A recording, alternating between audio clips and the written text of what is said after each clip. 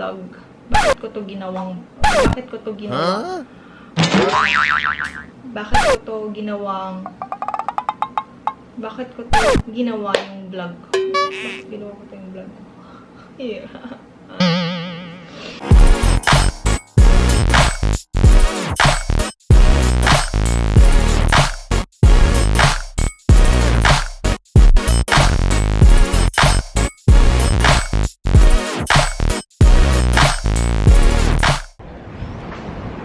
Hi guys! Again, welcome to my vlog. This is my vlog 2. Dadalhin ko kayo sa workplace ko. And for the meantime, magchikahan tayo about mga bagay-bagay dito sa Singapore. Yeah.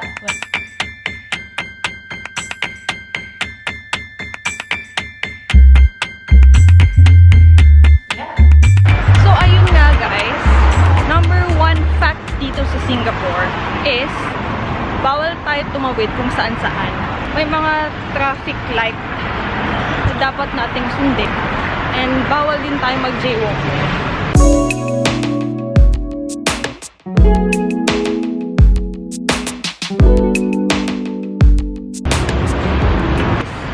Mga tao kasi dito sa Singapore is very disciplined sila. Talagang hindi sila lumalabag sa mga rules dito. Init! And ayun na nga yung MRT guys.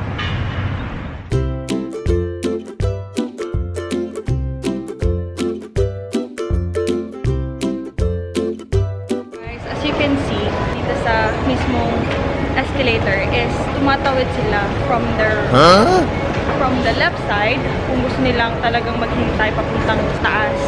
Which is, kung nagmamadali ka, pumupunta sila on their right side, which is parang rushing time, parang nagmamadali ka.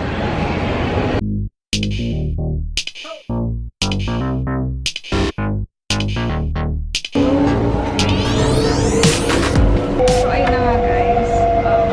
Most likely, travel period from Pasir Ris to Raffles Place is about 42 minutes. Raffles Place. Guys, dito sa MRT mismo, no eating and drinking sa loob ng MRT. So, may fine tayo dito.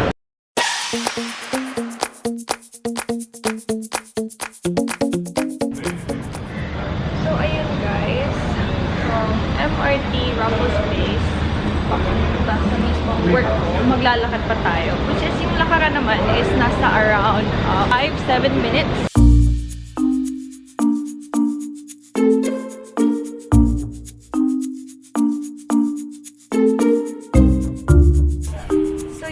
Malapit na ako sa workplace ko.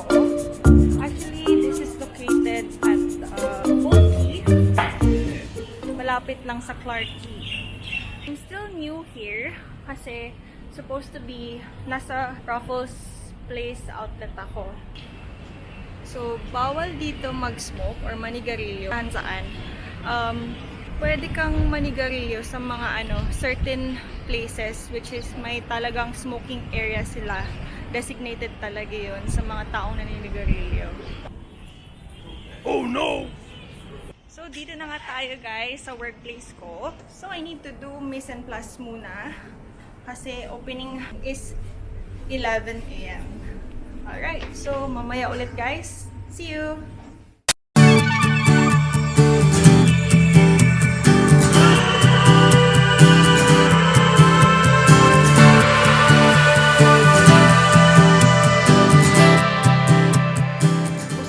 Mag-set up. Ang kagandahan lang dito sa Boat Quay is makikita mo yung Marina Bay Sands. Nga guys, tapos na tayo mag-set up. Ngayon, magkakape muna tayo. Ito, nakagawa na ako ng kape, which is latte lang, double shot. So ngayon guys, mag-set up muna tayo ng bar. Ha? Hey!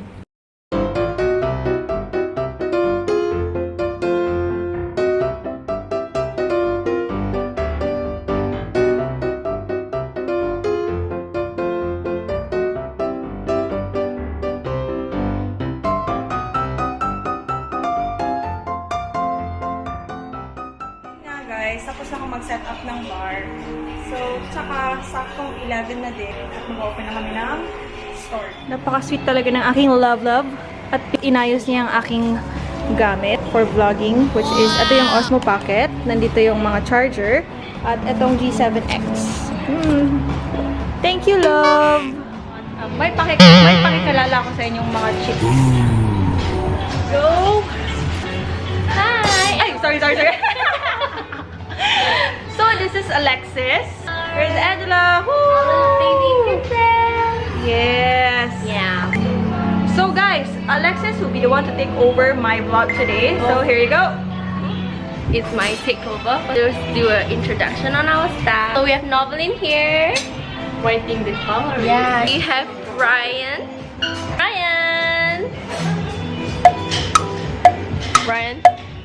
Okay. So I'm gonna bring you guys to the kitchen. Yeah. Bye. Hi. Yeah. Senior chef here. Yeah. So I bring you guys out to our outdoor. Outside, so it has a pretty good view. Part-timer here, which is Angela. Hi. Currently, she's wiping the sauces, and she's very hardworking. Huh? And do come to Singapore to pay a visit here, and you can see Jazz.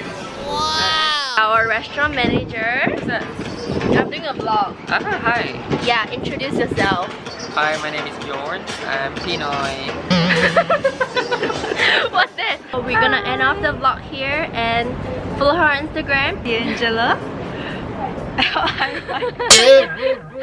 Me on Instagram as well. So LEXYYHG. So bye. Okay, I'm gonna pass over to Jazz. Hi guys, I'm back. Dito pala ako sa second floor ngayon.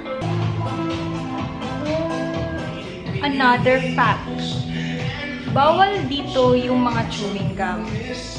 I heard, ban na pala yan dito. Parang pinapangalagaan nila yung kalinisan.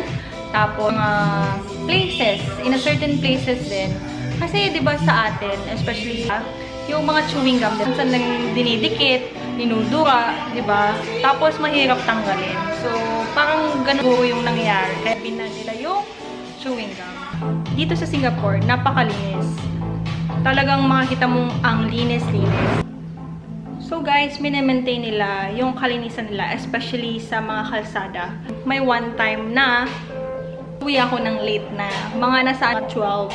Diruin mo guys, na-shock ako kasi siyang machine na sinasakyan na para siyang truck na hindi ko malaman. Sinasakyan siya ng tao, tapos binawalisan talaga yung road. Tapos yung sa baba is para siyang may may broom or may mga walis-walisan yung kalsada. So, diruin mo guys, may ganun pala.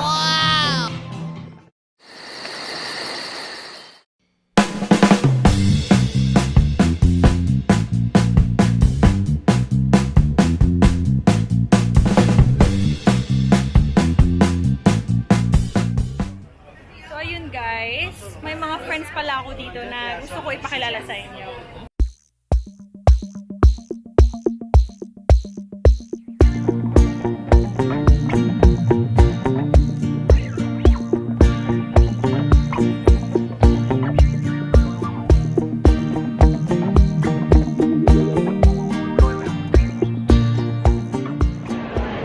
Hi guys, I'm back at last. It's been 10 hours shift. Ay, F&B live.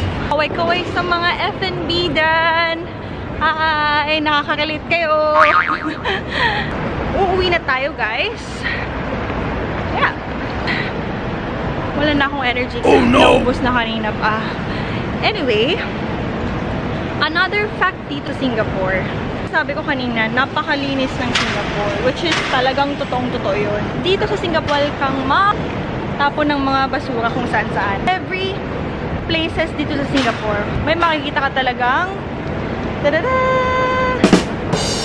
saan sulok ng Singapore guys, may makikita kang garbage bin, which is naka-segregate pa yan into Hands, plastic, paper, and glass. Talagang, you know, disiplinado talaga sila sa mga sarili nila. Which is really good. Na dapat talaga natin sundin din. Guys, alam niyo ba na ang Topayo MRT station, which is this one, is the first MRT station na nakumpleto dito sa Singapore. At natapos siya noong 5th August 1985. Wow! Ganito lang ako. Guys, nandito na ako sa condo. Mga 5 minutes walk pa. Magbibirol muna tayo in 3, 2, 1, go!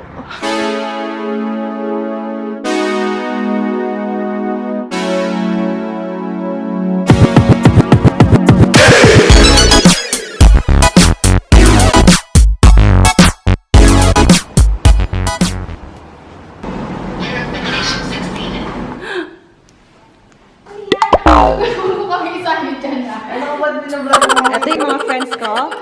Ito si Choi. Yeah. And si Chea. Lovebirds yan eh.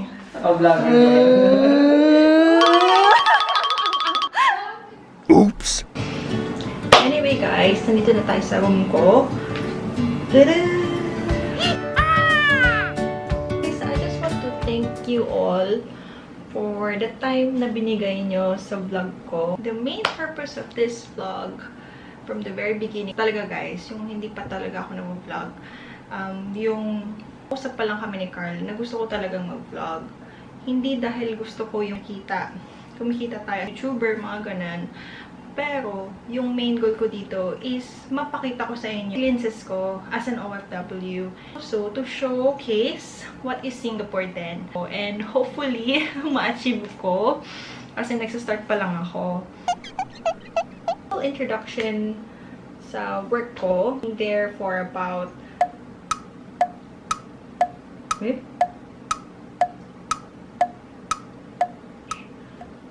months. 4 months pa lang ako doon. Ngayon, I am so happy. I am so glad. Wala. Iba yung feeling kasi doon eh. Yung parang ambience, napakaganda. Yung mga tao, very friendly, very heartwarming yung pagtanggap nila. And also guys, madaming Filipino. And not only Filipino, also iba-ibang lahi din naman. I wanna end this video na guys kasi late na and I wanted to rest na din. So guys, for tonight, sana nag-enjoy kayo sa workplace ko at saka yung mga facts tungkol sa Singapore. So guys, please comment down below kung gusto kayong gawin namin or gawin ko or may mga tanong kayo na gusto nyong malaman. I'll try my best na ma-share ko din sa inyo or may mga sagot naman ako sa mga tanong nyo. So guys, thank you so much. I really appreciate your time and effort panonood ng vlog ko. I really, really, really, really